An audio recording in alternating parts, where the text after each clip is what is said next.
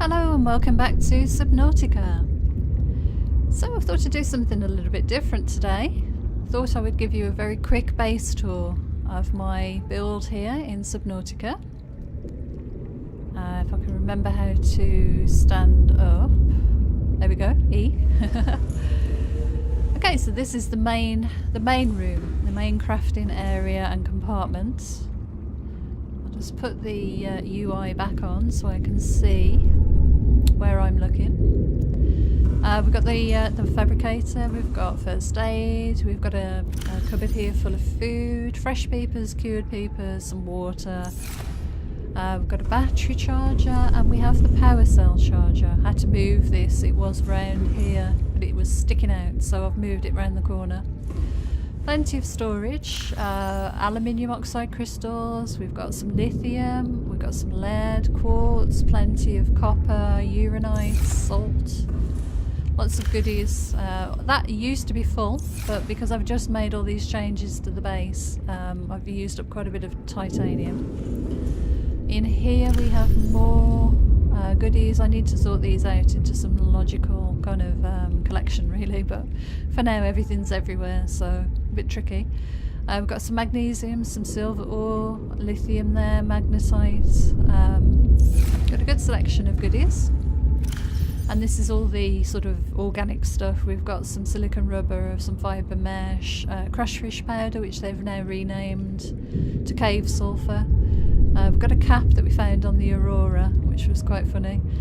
I didn't really know what to do with that, so left it in here for now. We've got gel sacks, a couple of gel sacks left over. You need gel sacks along with aluminium oxide crystals to manufacture aerogel, and the aerogel is used then to make the prawn suit. So those gel sacks are a little bit tricky to find. You follow the shallows towards the engine end of the Aurora, and there's a sort of a trench along there. That's where I found these gel sacks.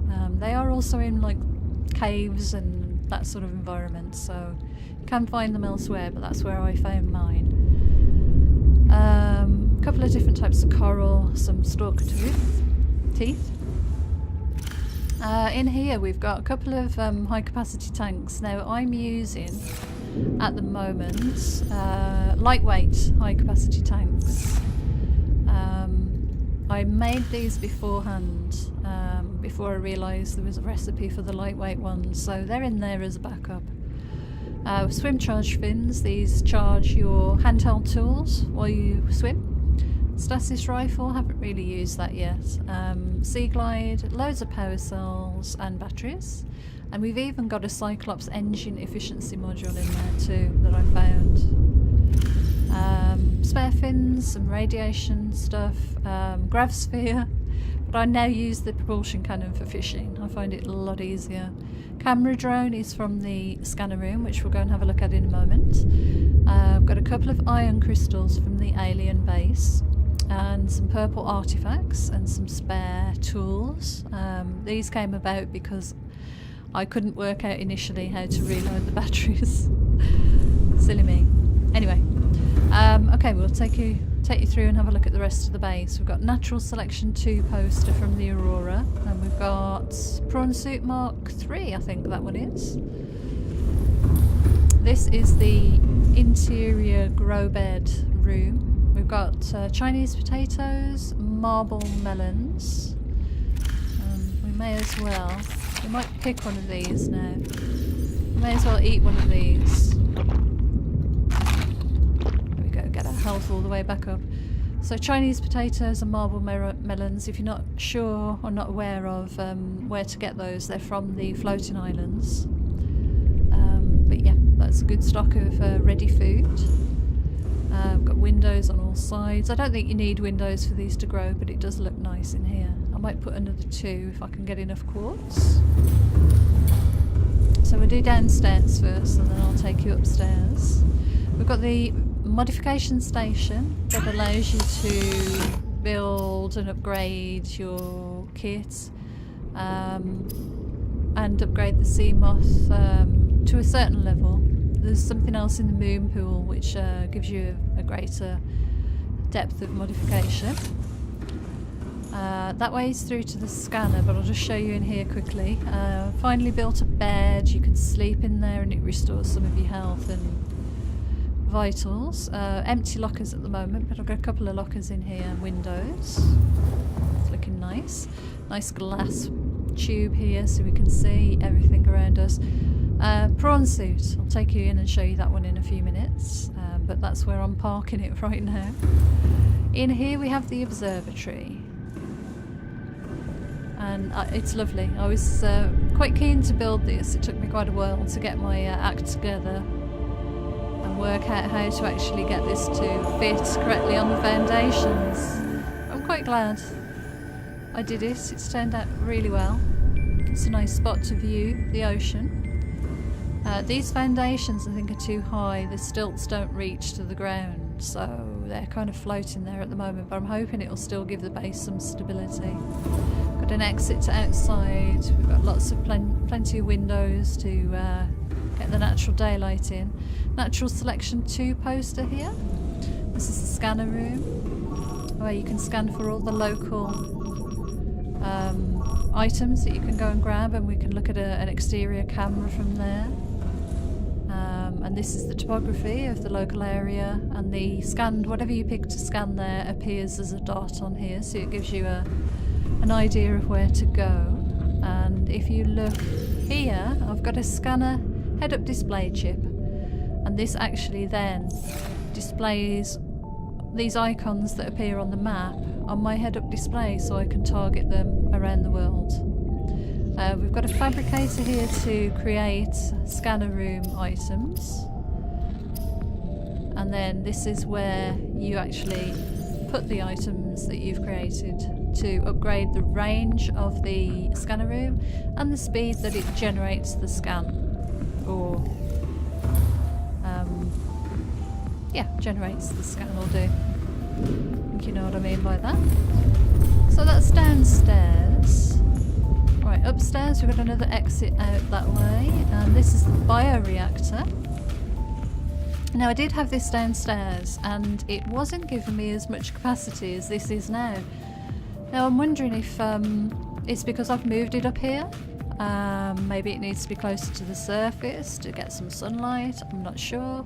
It could be that I repositioned some of the solar panels on top of the moon pool, so they're getting more daylight.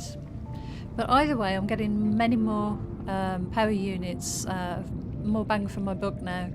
We've got up to 1600 available to us, so that seems to keep the sea moth charged nicely. This is the moon pool. I love this room. I think this might be my favourite thing that you can build. So we've got the sea moth there, docked at the moment. We've got access to its upgrades. I think at the moment I've got pressure compensator, a couple of hull reinforcements and some storage. This is the modification station. Thanks to Steve for advising me that you could change the colour of the sea moth here, its name and the interior colour, also the 2 stripes that go around the outsides of the vehicle. So you can see I've changed mine to a lovely red, bright red colour. Most things in nature, if they're red, you shouldn't eat them, so that was my thinking there. Don't know whether that's going to hold true in Subnautica, I doubt it. Fabricator within the moon pool allows you to build common modules, so pressure compensators, hull reinforcements, energy efficiency modules. Modules for the sea moth, we've got a solar charger, defense system, I have to get one of those. I don't know what polyaniline is though, so I need to find out how to make that. Sea moth torpedo system and a sonar. And then some upgrades for the prawn suit. We've got a reactor, jump jets, propulsion cannon, grappling arm, drill and torpedo. I think the only blueprint I don't have is the propulsion cannon blueprint for the prawn suit. And then we've got some torpedoes that we can make. I think we've been around everywhere. Let's have a quick look. yeah, this is the only upstairs section, so we'll head out this way. Let's have a look from outside. So grow room, couple of entrances, upper and lower. We've got the bioreactor room, we've got the main crafting room, we've got the moon pool, scanner room, observatory and bedroom. So, pretty pleased with how it all looks, I must say. We'll just take off the UI and just have a last look. So I've been recording these episodes for season 1 for a little while now. I think I'm on about episode 28, something like that. It's taken me a while to get going in the game. Did have an awful lot of help at the beginning from some lovely commenters, primarily Iceman, and I know I've thanked you in the comments individually, but you've been a wonderful help, and I'm pretty sure you help a lot of people in the community, so thank you so much for your help and assistance. But this is my base. I need to progress a little bit more with the story moving forward. Haven't built the Cyclops yet, so that's a big storyline to get involved in. And I've only just played the message for the Sunbeam to come and try and rescue us. Welcome aboard, Captain. So that's going to be quite interesting. I know what happens because I have watched someone else play this and they've got to that part of the story. So I know what happens there. I've been to the alien installation and actually done some of the storyline that I probably should have done after the part that I'm coming to. That's why I've got those ion crystals and the artifacts.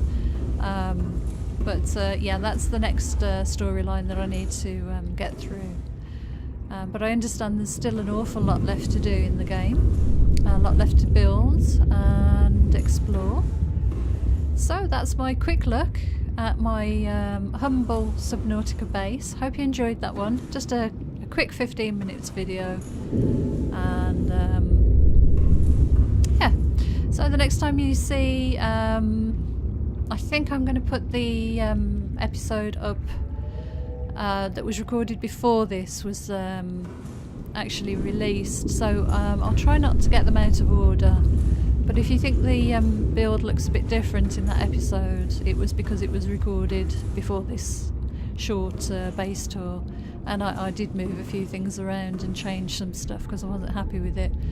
But anyway, hope you enjoyed that. Until next time, take care, and I'll see you again soon. Thanks for watching.